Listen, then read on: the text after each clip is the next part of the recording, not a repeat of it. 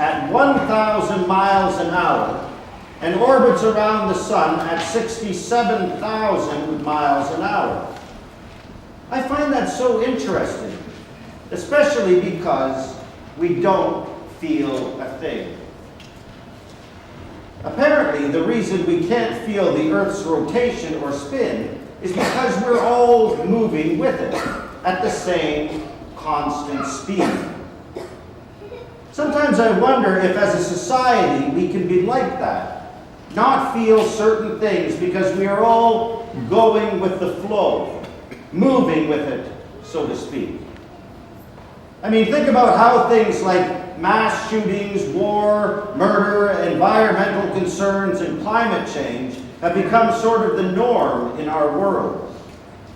There is little or no news story that shock us anymore because sadly, we have heard it all before. I think Jesus came into our world so at times we will feel the spin.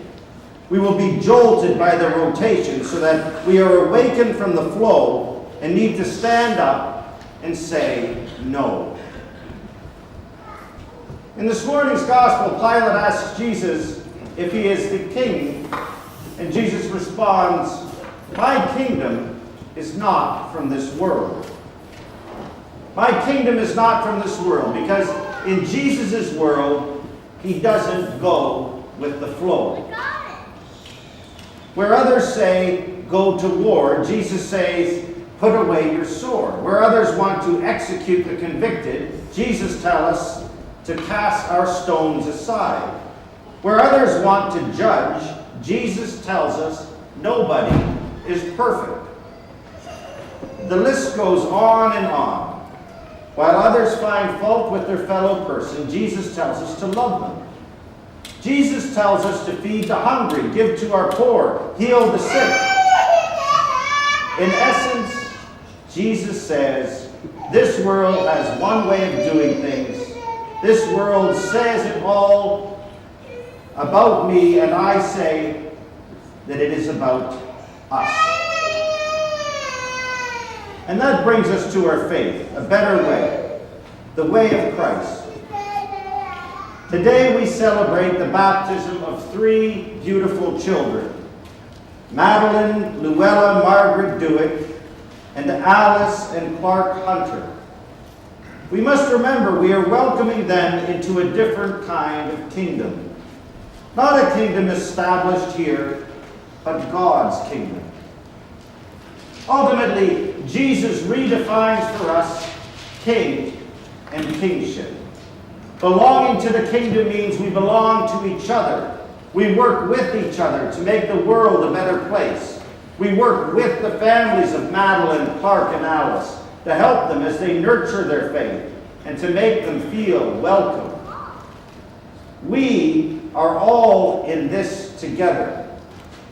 And we are here to proclaim the good news of the kingdom, to teach, baptize, and nurture new believers, to respond to human need by loving service, to seek to transform unjust structures of society, to challenge violence of every kind, and to pursue peace and reconciliation. We are here to strive to safeguard the integrity of creation and sustain and renew the life of this earth. And we can do it if we work hand in hand, if we teach our children it is not all about my needs, but about our needs. It is not all about me, it is about we.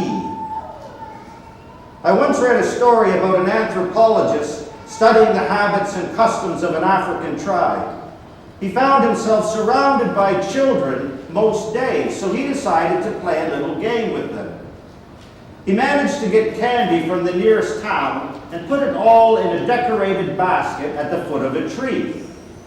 Then he called the children and suggested they play the game.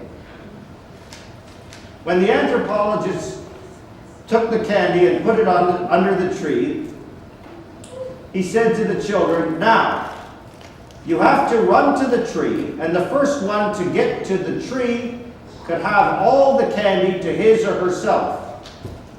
So the children all lined up waiting for the signal, When the anthropologist said, "Now," all the children took each other by the hand, ran together towards the tree. They all arrived at the same time, divided up the candy, sat down, and began to happily munch away. And the anthropologist went over to them and asked why they had all run together, when any one of them could have had the candy all to themselves. And the children responded, "Ubuntu. How could any one of us be happy if all the others were sad?" How could any one of us be happy if all the others are sad? The children could feel the spin and rotation of the earth and wanted to make sure no one was left alone. Ubuntu is a philosophy of African tribes that can be summed up as, "I am what I am because of who we all are."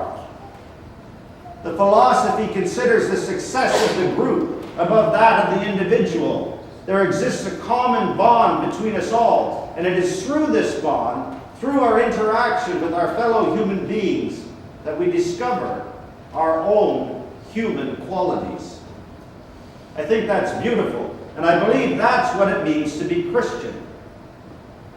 Archbishop Desmond Tutu describes Ubuntu as, "It is the essence of being human.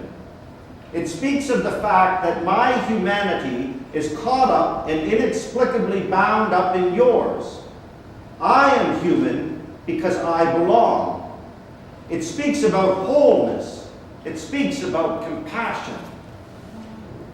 Now listen as I switch out the word Ubuntu with the word Christian. A Christian is welcoming, hospitable, warm, and generous, willing to share. Christians are open and available to others, willing to be vulnerable, affirming to others, do not feel threatened that others are able and good, for they have a proper self-assurance that comes from knowing that they belong to the greater whole. They know that they are diminished when others are humiliated, diminished when others are oppressed, diminished when others are treated as if they are less than who they are. Being a Christian gives people resilience, enabling them to survive and emerge still human despite all efforts to dehumanize them. Today, we celebrate our faith. We celebrate what it means to have Christ as King. We celebrate Madeline, Alice, and Clark. And most importantly, we celebrate together as one, all of us children of God.